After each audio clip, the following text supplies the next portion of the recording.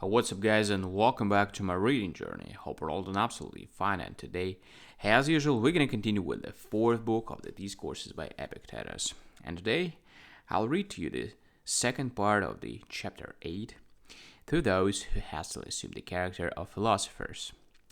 So, let's do this.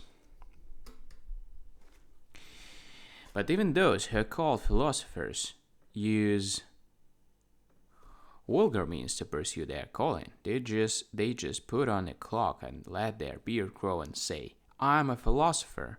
But no one, if he merely buys a harp and a plectrum, will say, "I am a musician." Nor if he puts on a smith's cap and apron, will say, "I am a smith." No doubt they fit the dress to the art, but they take their name from the art and not from the dress. For this reason, Epictetus was right in saying, For a long time I tried not to be known for a philosopher, and this was useful to me. For in the first place I knew that what I did rightly was done for my own sake and not for the spectators. It was for myself that I ate rightly and was modest in my aspect, in my gait. All was for myself and God. Secondly, as the performance was mine only, so also was the risk. If I did anything shameful or unseemly, the cause of philosophy was not endangered, nor did I injure the public by going wrong as a philosopher.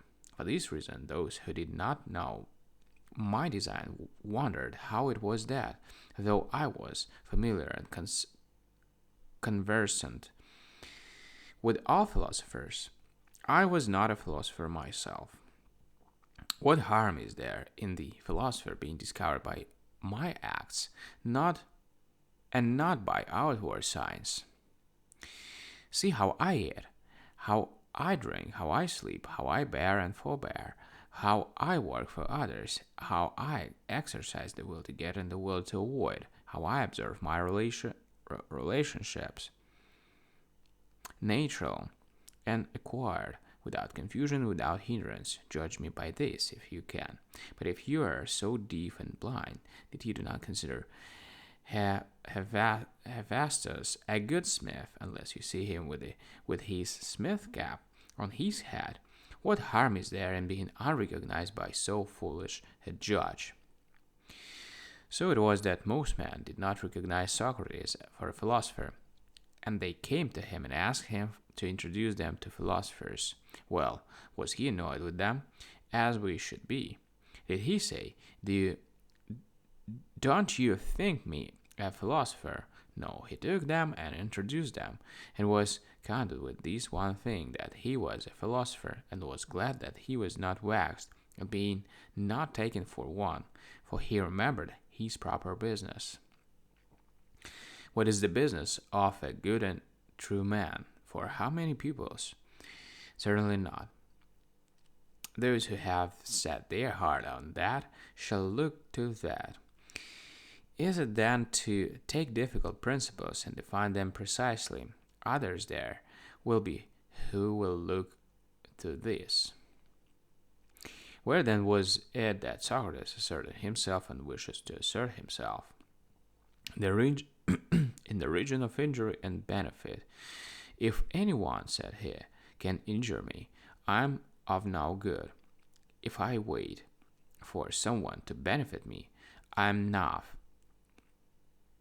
If I will, and my will is not done, I am miserable.